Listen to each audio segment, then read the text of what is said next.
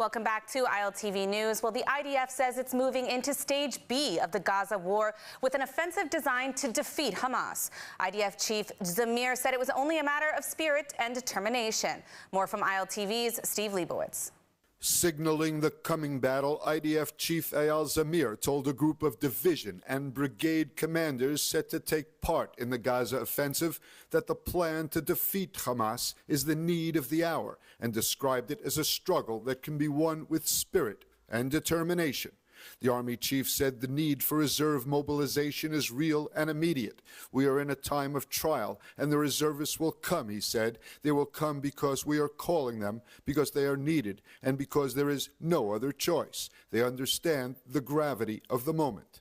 Meanwhile, day 580 in the war in Gaza, heavy IDF airstrikes are continuing to target Hamas strongholds. Gazan authorities say that 48 people were killed in overnight airstrikes on a former school in Gaza City that was being used by Hamas to plan attacks, and at a restaurant located in the market. The IDF announced that a Golani soldier was seriously wounded in the ongoing fighting in southern Gaza. Looking toward post-war Gaza, reports emerged that U.S. and Israel discussed a plan for Washington to head a temporary post-war administration of Gaza.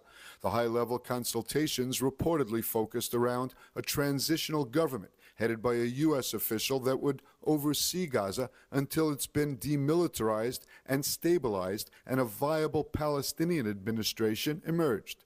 The proposal was compared to the Coalition Provisional Authority set up by Washington in Iraq in 2003 after the U.S.-led invasion that toppled Saddam Hussein.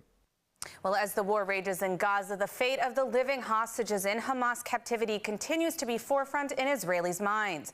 But now Prime Minister Netanyahu says the fate of 3 hostages is doubtful. As he says, 21 of them are certainly alive. ILTV's Shosh Bedrosian has the details. אנחנו יודעים בוודאות שיש 21 חיים, על זה אין ויכוח. יש עוד 3 שלצערי יש ספק אם הם חיים, ולכן הדבר הוודאי שאנחנו אומרים, 21, אנחנו לא מוותרים על אף אחד. גם לא על 3 הנותרים וגם על האחרים, כל האחרים. אנחנו רוצים להחזיר את כולם הביתה.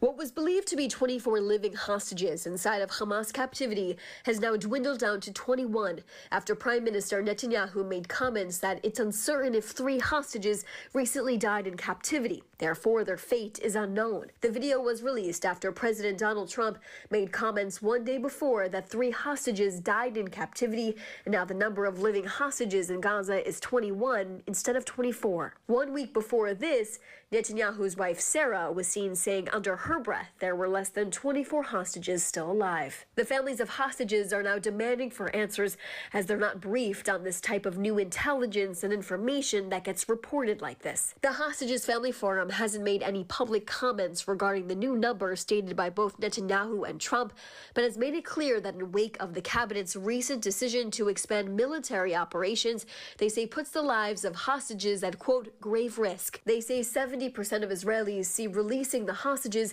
as the top priority in Gaza. Meanwhile, President Donald Trump said on Wednesday there could be more information released on a potential new proposal for a hostage release deal and ceasefire in Gaza. Well, we're going to see what's happening. There's a lot of talk going on about Gaza right now. You know that, right? So you'll be knowing probably in the next 24 hours. Well, just before we continue, an exciting opportunity for our ILTV viewers in the New York area.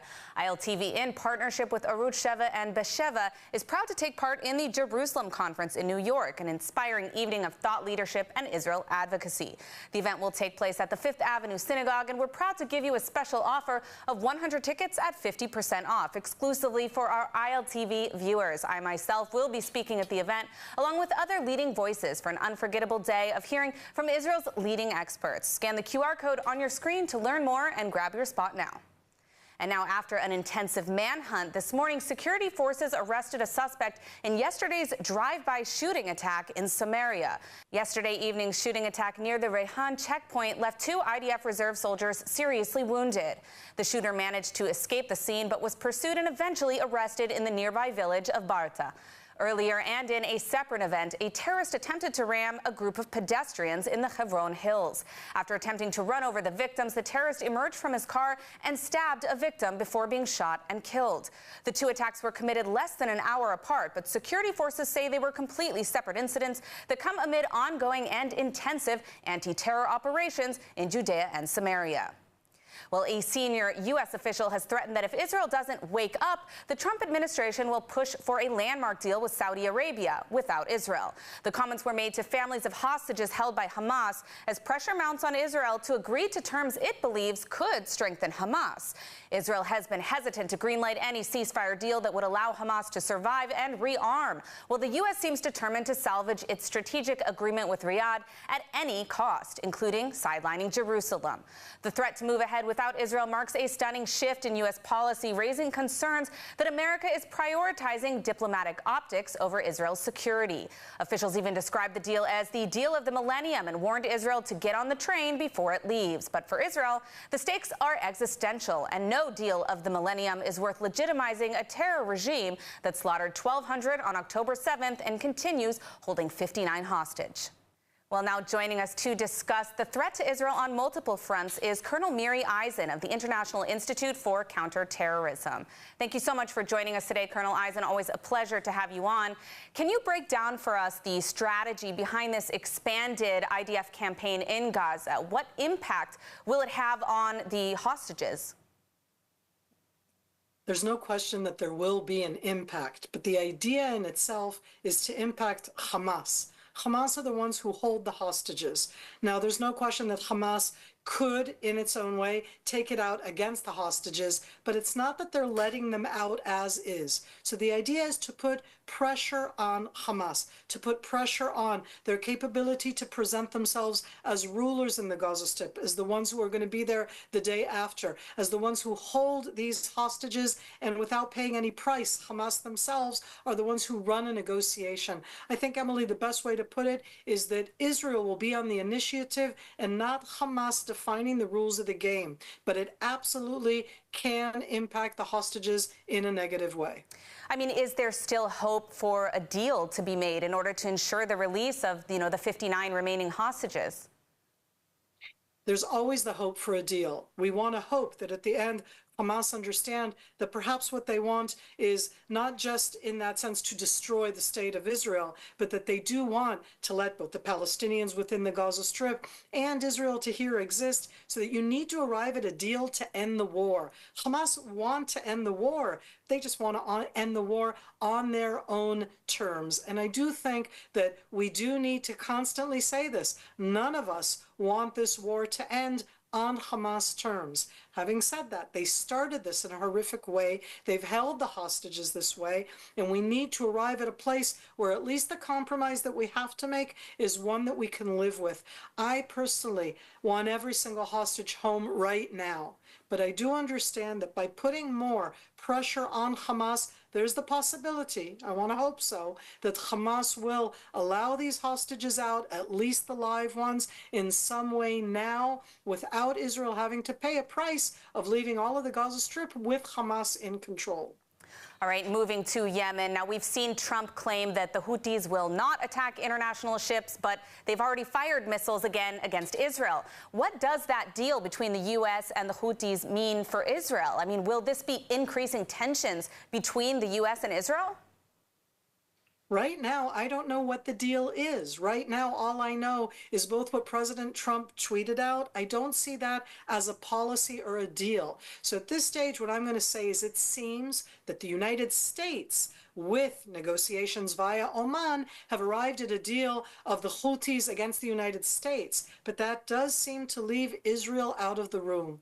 I want to believe right now, I want to hope right now, that President Trump, who has always stated that he's here both for the security of Israel, certainly to get the hostages back, and against terror entities like the Houthis, like Hamas, like Hezbollah, or state sponsor entities of terrorism like Iran, that he will continue to back that. I do want to hope that that's where it's going, and that the statements about the Houthis not firing against international shipping, that we all understand that has to include all international shipping. That has to include Israel, that it can't be that the Houthis can fire against Israel and that's perceived in any way as okay. I don't know that right now because I don't really know what the U.S. strategy is. All right, well, we'll have to follow that, but I do want to shift to Iran, as you mentioned. The U.S. has made clear that they're opposed to any nuclear enrichment on the part of the regime, but they still seem very keen to make a deal that ultimately would see sanction relief of some kind, which potentially could prop up an already failing regime. Is this a strategic mistake? And if so, is there an alternative? The question is what we want to achieve. Do we want to achieve a resolution without war that makes sure that Iran does not go nuclear, or do we want to change the regime in Iran? And I don't think you can achieve both of those. To me, Miri, sitting in Israel, more important that Iran should not be nuclear than that I, in Israel, define the regime. But Emily, that's exactly the catch-22, because this regime calls for my annihilation, for the annihilation of the state of Israel. They put that out there as a main aim. So I'd prefer them not to have nuclear weapons. They still have that aim of annihilating me. If you can arrive at an agreement, that is better for the world. If Iran continues to consistently, with Khamenei, call for our annihilation, the world needs to call him out. It cannot be that they just get away with this. And now, finally, I want to ask you about Syria. There are rumors of these back-channel discussions on normalization with Israel, with al-Shara being the president. But at the same time, we're talking about dealing with a very unstable regime and Jolani al-Shara, who is an Islamist terrorist himself. What would it take for Israel to normalize relations with Syria, and should we even? It's the big question after October 7th. Do we believe him or don't we believe him? And I don't know what to tell you. I think that we need to give it a chance and make sure that we have put up every single defense possible because of what happened October 7th. If we don't give it a chance, Syria won't stabilize. That's not good for Israel. This Syria under this regime is very anti-Iran, very anti-Hezbollah. That is very good for Israel. And in addition, this president was the founder of Al-Qaeda in Syria, of Hayat Tahrir al-Sham in Syria. I can't ignore that. I do need, I think, to give it a chance and make sure that I am safe. And that's something that I think we've learned after October 7th. You may be giving it a chance, but you also make sure that if you're wrong, it won't bring about the horrific things like what happened on October 7th, 2023. Absolutely. Well, we are out of time, but I want to thank you for joining us and shedding some insights on these multiple threats we're facing. Thank you, Colonel Miri Eisen. Thank you. Outrage at Columbia University as pro-Hamas agitators turn a place of learning into a scene of chaos. On May 7th, masked demonstrators stormed Butler Library during finals week, disrupting students preparing for exams. The mob forcibly entered the library, injuring 2 public safety officers in the process. Once inside, they vandalized property, hung Palestinian flags, and declared the space a liberated zone, even scrawling, "Columbia will burn" on a glass case. 2 security guards were injured. University President Claire Shipman condemned the actions as outrageous, emphasizing that such disruptions violate university policies, especially during crucial academic periods. In response to the escalating situation, the NYPD was called in order to restore order. Approximately 75 protesters were arrested after refusing to comply with law enforcement directives. Secretary of State Marco Rubio announced that the visa statuses of foreign nationals involved in the incident would be reviewed, stating that pro-Hamas thugs are no longer welcome in our great nation. This incident marks another disturbing chapter in a series of pro-Hamas activities on campus, raising serious questions about the safety and well-being of students seeking an uninterrupted educational environment. In a rapidly changing Middle East, Israel must stay ahead of emerging threats. What cutting-edge technologies will keep Israel safe? Brigadier General Professor Jacob Nagel reveals the bold strategies and breakthrough defense tech he recently recommended to Prime Minister Netanyahu in an exclusive security briefing from the American Technion Society. Iran is weaker than ever, and someone has to take the opportunity doing something about it. Visit ats.org/Nagel to watch the full briefing now. Israel Bonds, the heartbeat of solidarity, the powerhouse of support. When the Israeli-Hamas war hit, Israel Bonds stood tall, proving we're more than just an investment, we're a lifeline. Israel Bonds pledges to ensure Israel thrives and flourishes. Investing in Israel bonds isn't just a financial move, it's a declaration for resilience, strength, and a better future for Israel. Join us and let solidarity echo through generations. Well, as the U.S. pursues nuclear negotiations with the Islamic Republic, recent events such as a thwarted terror attack in London are raising questions about the regime's intentions, despite U.S. officials' positive comments about a nuclear deal. Let's take a closer look. This week in the UK, 4 Iranian nationals were arrested in a major counterterrorism operation for allegedly planning an attack on the Israeli embassy in London. The suspects, aged 29 to 46, were detained in Swindon, West London, Stockport, and Rochdale. Authorities believe the plot was in an advanced stage only hours before the attack. Additional arrests were made yesterday of multiple Iranian nationals in the UK, and yet another thwarted attack believed to be targeting a synagogue. This incident is not isolated. MI5 chief Ken McCallum has warned of a growing threat from the Islamic regime, noting that the agency has disrupted 20 Iranian-backed plots since January 2022. These plots include assassinations and sabotage attempts, often using criminal proxies. Despite these developments, U.S. Vice President J.D. Vance recently expressed optimism about the nuclear talks, stating that they are on the, quote, right pathway. We think that there is a deal here that would reintegrate Iran into the global economy, that would be really good for the Iranian people, but would result in the complete cessation of any chance that they could get a nuclear weapon. Critics argue, however, that such views may be naive, given the regime's continued involvement in terror plots abroad. Already, experts are questioning why the U.S. administration believes the regime should be trusted or reintegrated into the international economy at all, while it actually engages in global terrorism. Well, in his first official visit to Europe, Syrian President al-Shara was welcomed in France, where he revealed that secret back-channel talks were underway between his country and the State of Israel. More from ILTV's Steve Leibowitz. Syrian President al-Shara has confirmed that indirect talks with Israel are underway to what he called calm the situation in his country. The announcement came during the Syrian president's first visit to Europe since overthrowing longtime ruler Bashar al-Assad and amid growing alarm over deadly clashes during the new regime's first months in power. بالنسبة لي عفوا المفاوضات غير المباشرة مع إسرائيل، هناك مفاوضات غير مباشرة تجري عبر الوسطاء لتهدئة الأوضاع ومحاولة امتصاص الوضع بأن لا تصل الأمور إلى حد يفقد السيطرة عليه كلا الطرفين. فالتدخلات الإسرائيلية تدخلات عشوائية. Welcoming al-Shara to Paris, Macron said the meeting is part of France's historic commitment to the Syrian people. He also said that France is aware of the Islamist terrorist past of certain Syrian leaders. Reuters has reported that the United Arab Emirates set up the back channel for talks between Jerusalem and Damascus as Syria's new rulers seek regional help to manage its relationship with Israel. al-Shara blamed Israel over what he called random interventions in Syria.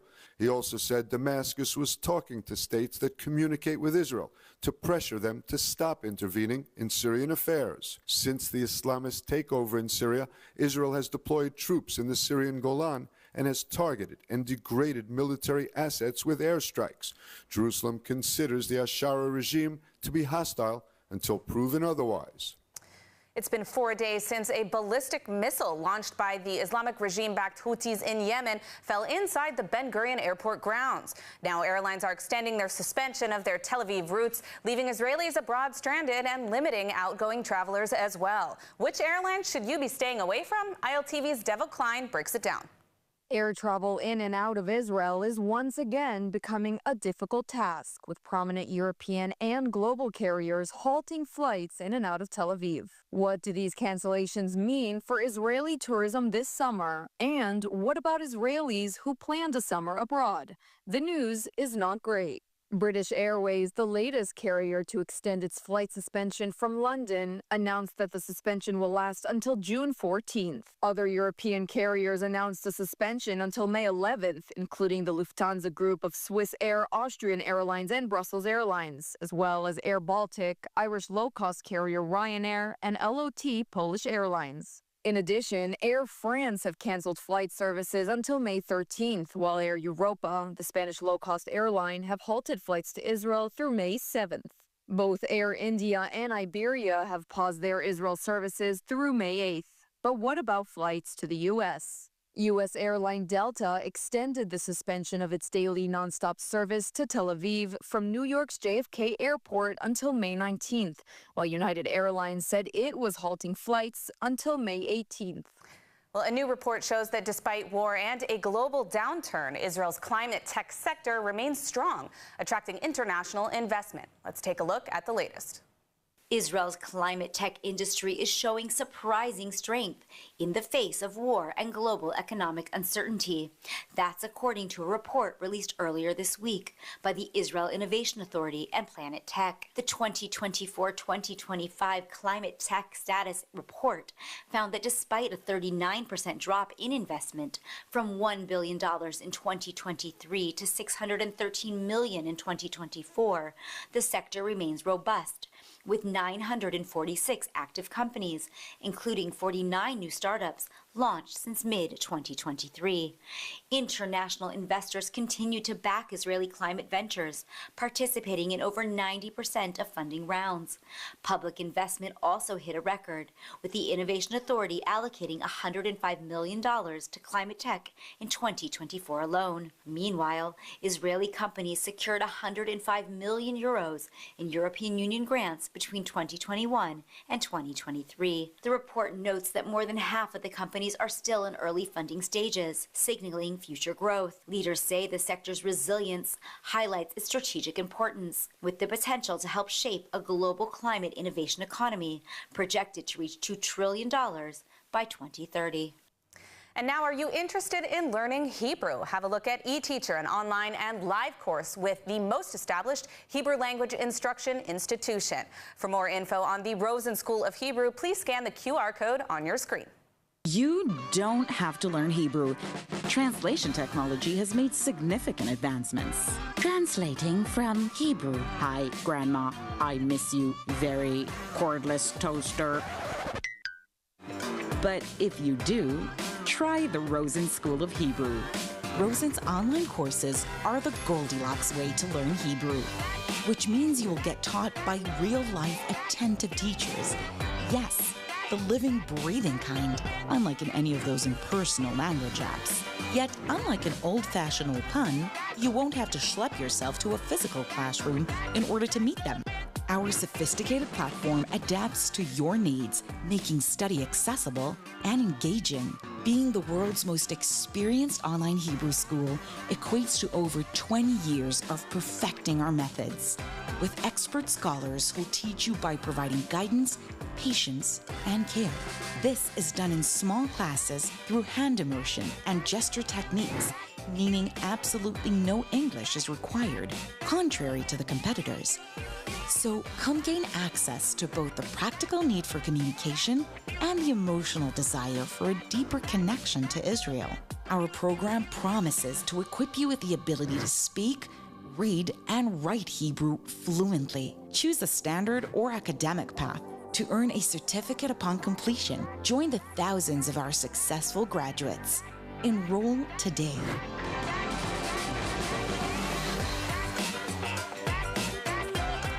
And now let's take a look at the weather forecast. Cloudy skies are expected around most of the country tonight, with temperatures reaching lows of 19 degrees Celsius or 66 degrees Fahrenheit. Then tomorrow we'll see clear skies alongside hot temperatures, seeing highs of 31 degrees Celsius or 89 degrees Fahrenheit. That's a wrap for today's news. For the latest updates from Israel on all your devices, be sure to follow our ILTV channel, subscribe to our newsletter, and explore our website, iltv.tv. Stay informed with the latest news straight from the heart of Israel. I'm Emily Schrader. Be well, and thank you for watching.